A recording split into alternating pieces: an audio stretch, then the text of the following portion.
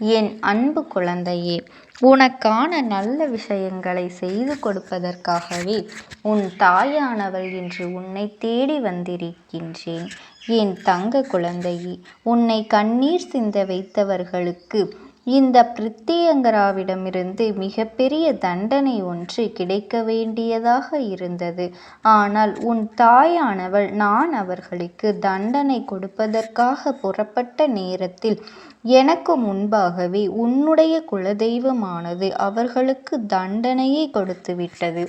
உன் குலதெய்வம் என்ன தண்டனை கொடுத்தது என்று பார்த்த பிறகுதான் இந்த அம்மா எனக்கே அவர்களை கண்ட பொழுது சற்று மனம் வேதனைப்பட்டது.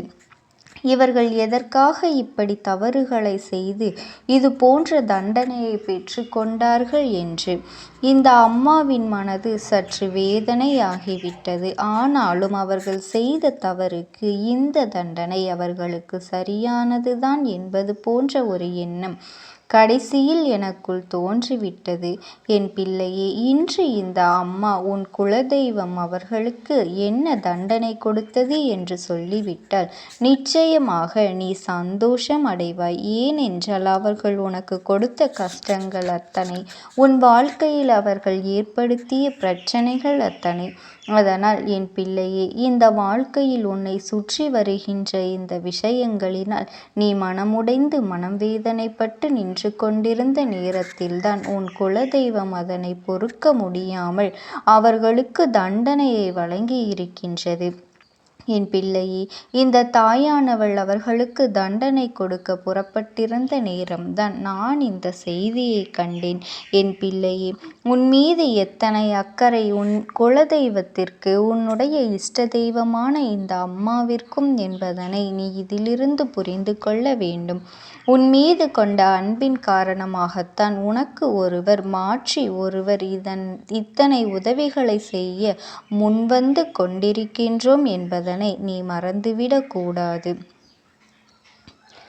ஏதாவது ஒரு சூழ்நிலைகள் உனக்கு நல்லதை கொடுக்காதா, நல்லதை நடத்திவிடாதா, இது போன்றவர்களிடத்திலிருந்து உனக்கான நிம்மதியினை பெற்றுவிடாதா என்று என் பிள்ளை நீ எதிர்பார்க்கின்ற நேரம் ஏகப்பட்டது உன் வாழ்க்கையில் இருந்தது. நிறைய நேரங்களில் நீ யோசித்து கொண்டே இருப்பாய், நமக்கு இதற்கு ஒரு விடிவு காலம் பிறந்து விடாதா, நமக்கு இதற்கு ஒரு தீர்வு கிடைத்து விடாதா என்று எண்ணி எண்ணி என் பிள்ளை நீ வேதனையுற்ற காலம்தான் அதிகம். இத்தனை வேதனைகளுக்கு பிறகுமே இந்த பிள்ளை இப்பொழுது உன் வாழ்க்கையை ஒரு வழியாக்கி விட வேண்டும் என்று அவர்கள் உனக்கு செய்ய நினைத்த அந்த கெடுதல் தான் உன்னுடைய தெய்வங்களை இப்பொழுது உன் அருகில் வரவழைத்திருக்கின்றது.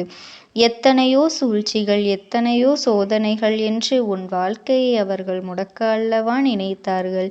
இனிமேல் உன் வாழ்க்கையில் எந்த ஒரு நல்ல விஷயங்களும் நடந்துவிடக் கூடாது என்பதில் அவர்கள் அத்தனை தெளிவாக இருந்து கொண்டிருந்தார்கள். உனக்கு ஒரு நல்லது நடந்துவிட்டால் அதில் அவர்களுக்கு மனவேதனை அதிகமாகி விடுகின்றது.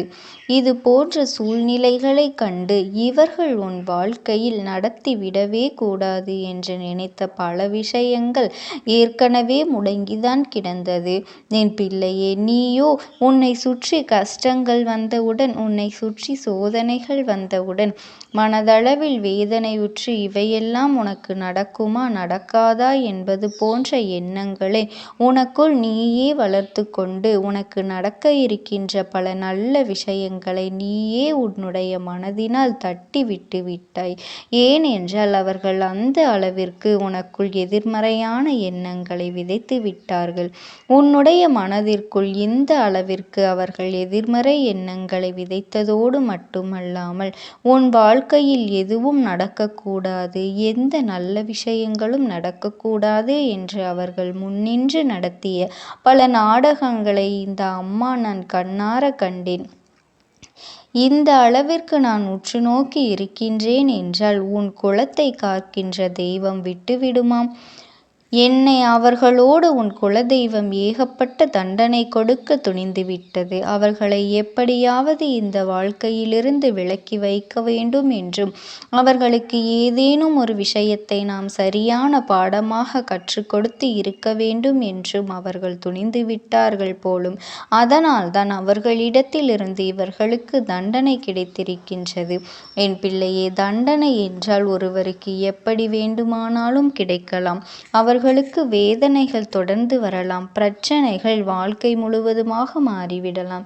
அவர்கள் செய்ய நினைத்த காரியங்களில் வெற்றி கிடைக்காமல் இருக்கலாம். என்ன நினைத்தாலும் அதில் தோல்விகள் வந்து சேரலாம். இப்படி ஒவ்வொரு விஷயங்களிலும் அவர்களுக்கு பிரச்சனை வந்து கொண்டிருக்கும். அப்படி வந்து கொண்டிருக்கின்ற பிரச்சனைகளை என் பிள்ளையே, அவர்கள் தங்களினுடைய வாழ்க்கையிலிருந்து எப்படியாவது தப்பித்து விட வேண்டும் என்றுதானே நினைப்பார்கள். ஆனால் அவர்கள் தப்பிக்க கூடாது. அவர்களுக்கு பிரச்சனையிலிருந்து வருகின்ற ஒவ்வொரு நடிப்பொழுதும் தப்பித்து விடக்கூடாது. எந்த முயற்சிகளும் அவர்களுக்கு பணம் கொடுக்காது. அவர்கள் எதை நினைத்தாலும் சரி, அவர்கள் வாழ்க்கையில் எந்த முன்னேற்றங்களும் ஏற்பட்டு விடக்கூடாது. அப்படி ஒரு தண்டனையை அவர்களுக்கு கொடுக்க வேண்டும் என்று குலதெய்வம் நினைத்து விட்டார்கள். அதனால்தான் இப்படி ஒரு தண்டனையை அவர்களுக்கு கொடுத்திருக்கின்றார்கள். அதாவது என்ன தண்டனை என்று தெரிந்து கொள்வதற்கு என் பிள்ளை உனக்கு அத்தனை ஆவலாக இருக்கின்றது அல்லவா? என் தங்கமே, உன் குலதெய்வம் அவர்களுக்கு கொடுத்த தண்டனை என்னவென்று உன் அம்மா நான் இப்பொழுது உனக்கு சொல்கின்றேன். அவர்கள் செய்ய நினைத்தது என்ன தெரியுமா? இவர்களுக்கு வாழ்க்கையில் தெய்வத்தை வணங்குவதும் தெய்வம் நமக்கு செய்யும் என்கின்ற நம்பிக்கையோடும் எப்பொழுதும் இருந்து கொண்டிருக்கின்றார்கள். இந்த நம்பிக்கையினால்தான் அவர்கள் என்ன வேண்டுமானாலும் செய்யலாம், நம்மை தெய்வம் காப்பாற்றும் என்கின்ற எண்ணத்தோடு நடந்து கொண்டிருக்கின்றார்கள். அது மட்டுமல்ல, நாம் தான் தெய்வத்திற்கு விழுந்து விழுந்து செய்கின்றோமே. நாம் தெய்வத்திற்கு எவ்வளவு பணத்தை செலவு செய்கின்றோம். முன்னின்று நாம் தானே தெய்வங்களுக்கு எல்லா காரியங்களையும் செய்து கொண்டிருக்கின்றோம். அப்படி இருக்கும் பொழுது நம்மை யாரால் என்ன செய்துவிட முடியும் என்று நினைத்து விட்டார்கள். அவர்கள் எதிர்பார்க்கவில்லை. அந்த தெய்வத்திடமிருந்துதான் உனக்கான தண்டனைகள் கிடைக்கப் போகின்றது. அந்த தெய்வம் அவர்களுக்கு கொடுக்க நினைத்த தண்டனைகள் எல்லாம் என்னவாக இருக்கும், ஏதுவாக இருக்கும் என்று அவர்கள் யோசிப்பதற்கு முன்பாகவே குலதெய்வம் அவர்கள் வாழ்க்கையில் இந்த சோதனையை கொடுத்து விட்டது. என் பிள்ளையே, என்ன தெரியுமா? அவர்களின் எண்ணங்கள் அப்படியே மாறாக தெய்வம் அவர்களுக்கு கொடுத்த தண்டனை. நீ எவ்வளவுதான் என் முன்னால் வந்து நில், எத்தனைதான் எனக்கு நீ வாரி வாரி இறைத்துக்கொள், நீ என் முன்னால் நின்று எத்தனை பூஜைகளை செய்தாலும் சரி, எனக்கு எத்தனை செல்வத்தை நீ அள்ளி கொடுத்தாலும் சரி, என்னை தங்கத்தாலே நீ அலங்கரித்தாலும் சரி, என்னை பூட்டினாலும் சரி, எவ்வளவு நீ செய்தாலும் சரி, ஒரு பொழுதும் என் கடைக்கண் பார்வை உன் மீது விழாது. நீ எவ்வளவு செய்தாலும் உன்னுடைய வருங்கால சந்ததிகள் இதனால் பாதிக்கப்பட போகின்றார்கள். நீ செய்கின்ற ஒவ்வொரு பாவமும் உன்னுடைய சந்ததிகளை பாதிக்கப் போகின்றது. உன்னுடைய வருங்கால சந்ததிகள் எல்லாம் கஷ்டப்பட்டு நிற்பதை நீ மனவேதனைப்பட்டு பார்க்கத்தான் போகின்றாய். உன்னுடைய மனவேதனையில் இனிமேல் என்ன செய்ய வேண்டும் என்று நீ திணறப் போகின்றாய். இந்த வாழ்க்கையில் உனக்கு நடக்கின்ற ஒவ்வொரு விஷயங்களும் இனிமேல் உனக்கு புரியாமலேயே போகப் போகின்றது.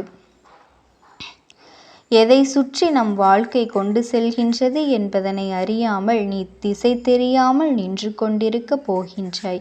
இத்தனை காலமும் சேர்த்து வைத்த செல்வம் அனைத்தும் உன்னை விட்டு போகப் போகின்றது. உன்னுடைய சந்ததி கவலைப்படுவதும் கஷ்டப்படுவதும் உன் கண்முன்னே நடக்கும் என்று உன் குலதெய்வம் அவர்களுக்கு இந்த மிகப்பெரிய தண்டனையை கொடுத்து விட்டது. என் அன்பு குழந்தையே, உன்னுடைய நல்ல மனதிற்கு என்றென்றைக்கும் உனக்கு நல்ல விஷயங்கள் மட்டும்தான் நடக்கும். அதனால் நீ எதை நினைத்தும் கவலைப்படாதே. இந்த தாயானவளினுடைய அன்பும் ஆசீர்வாதங்களும் உனக்கு என்றென்றைக்குமே முழுமையாக கிடைத்து கொண்டேதான் இருக்கும். ஓம் சக்தி. ஓம் ஆதிபரா சக்தி.